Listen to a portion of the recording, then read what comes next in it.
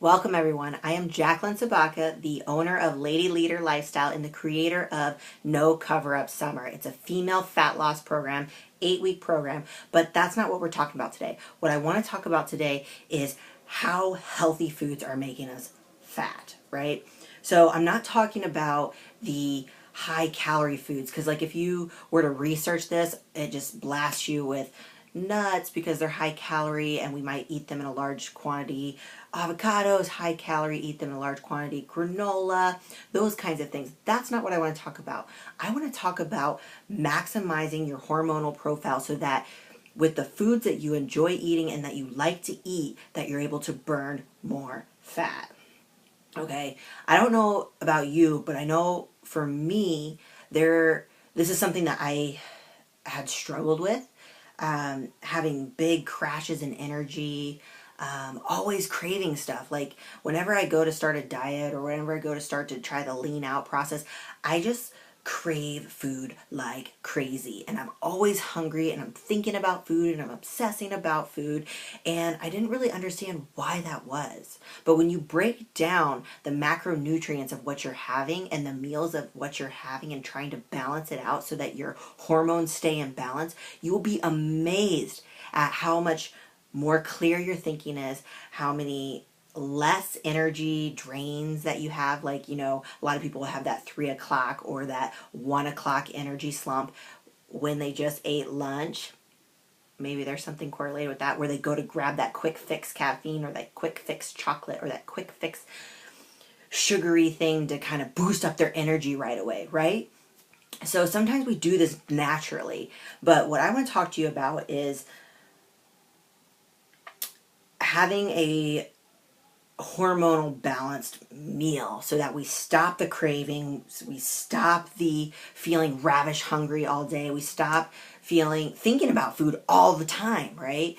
What's that mean? That means talking about carbohydrates. So what does carbohydrates do? They spike our insulin, and insulin I'm not going to get in crazy details, so don't freak out talking hormones, blah, blah, blah. I'm going to make it very, very simple. So you ingest carbohydrates, that spikes our insulin, that spikes our blood sugar levels. And what insulin does, it's the hormone that will help it shuttle to the liver or the muscles or store it as energy on the body, aka fat on the body, to be used later. Okay, so if you are someone that has maximum energy stores in your liver, in your muscles, which I think it's like 1,000 to 1,500 calories, depending what research you really research or read about, that you store in your muscles and you store in your liver. Okay, so when those are full and you eat carbohydrate meals and your insulin spikes and it doesn't have your liver to shuttle it to and it doesn't have your muscles to shuttle it to, where do you think it's shuttling it? Da, da, da, da, da. Body fat, right? Energy stores within the body. Does that mean that you have to go on like no carb, low carb, whatever diets? No, not necessarily. Another example, we went through this like crazy no fat, low fat phase, right?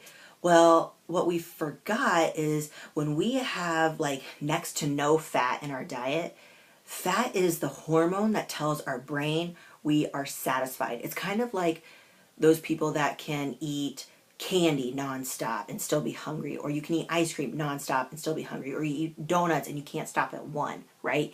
You crave more because you spike that insulin and you don't have enough fat in there to tell your brain, I'm done. I don't need to eat anymore, okay? So fats are good for us, and being able to balance those out in our meals is huge. And then protein, that is something that actually helps blunt insulin spike. So blood sugar crazy, wahoo, and it helps recover your muscles, and it also helps you feel satisfied. So what is that telling you? Because the only reason I want to talk to you guys about this is because the standard American breakfast that people are feeling like, oh, I started my day off with a healthy meal and I feel great because I had oatmeal and I had, some honey in my oatmeal with some berries, and I had a glass of juice, and I had a piece of toast with some peanut butter, like a little bit of peanut butter or whatever. I had such a great breakfast. But then they realize they're grabbing for that coffee just about 2-3 hours later, or they're grabbing for that chocolate a couple hours later, or they realize like, holy mother of Jesus, I'm absolutely starving. Because what did they do? They had a meal that was all fairly healthy foods, but it was all carbohydrates. I'm not saying you shouldn't have carbohydrates, and stay tuned to the end because I'll give you some tips that you can utilize right now to kind of help increase your fat burning process. And these are the things that I'm teaching in the this is just a small part of the things that I'm teaching in No Cover Up Summer Female Fat Loss Program, okay? So I'm not saying you can't eat the foods that you want to eat. I'm just saying there's a proper way to do it to maximize your fat burning hormonal profile. Boom, right? Okay, so what you did is you had mostly carbohydrate-y breakfast, you spiked the insulin, and you probably had full glycogen stores in your liver and your muscles because we naturally eat a lot of carbohydrates.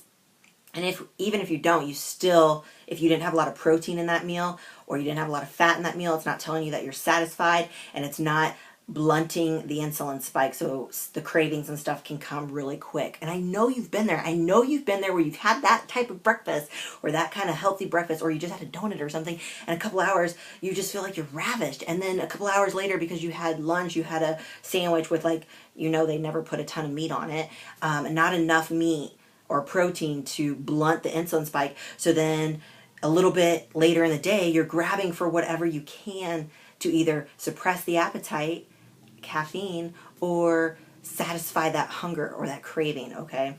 And so what I want to talk to you about is 3 things that you can do now. Do now. Because I've already talked to you about carbohydrates are something that spikes the insulin and shuttles the glucose into your liver, into your muscles, or stored body fat.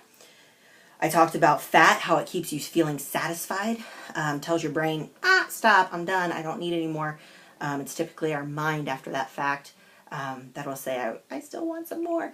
And then protein that will also help keep you feeling satisfied, but will recover your muscles, and help blunt that insulin spike if you were to have a carbohydrate meal. So what are 3 things that you can do? 1, if I would try to have 3 meals that you have starchy carbs in. So if you want that potato, you want that oatmeal, you want that toast, you want some quinoa or something like that, try to put it in meals, 3 meals throughout the day, because I typically eat 6 because I count my post-workout, but say you eat 5, so 2 of the meals would have been without the starchy carbs.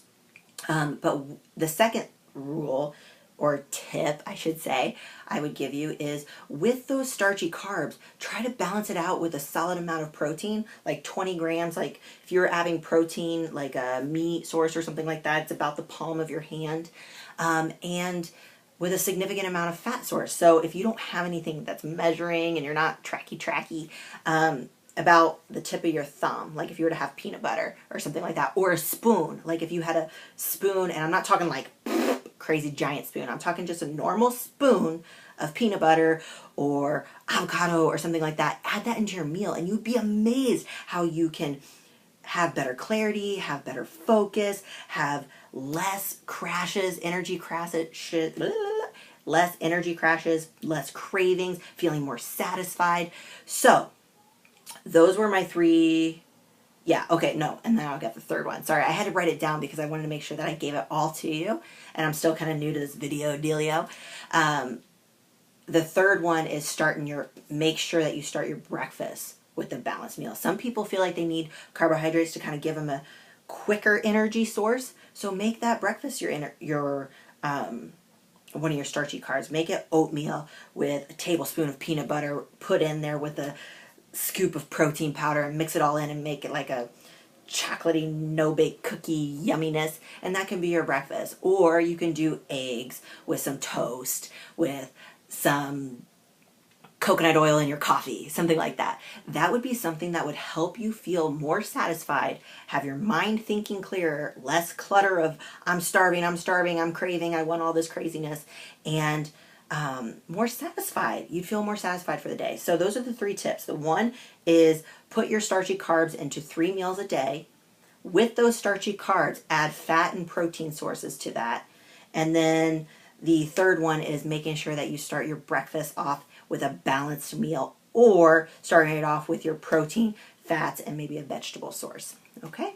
All right, that's it. That is how you can use how healthy foods can make you fat, by having all these, like, we think are healthy foods, like breakfast foods, all together without having it balanced. So hopefully you guys found that helpful, and you can start that now and just watch yourself start feeling better. Give yourself about a week of doing these 3 tips, and you will be amazed how much better you'll feel.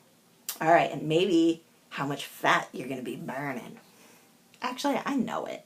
Do it.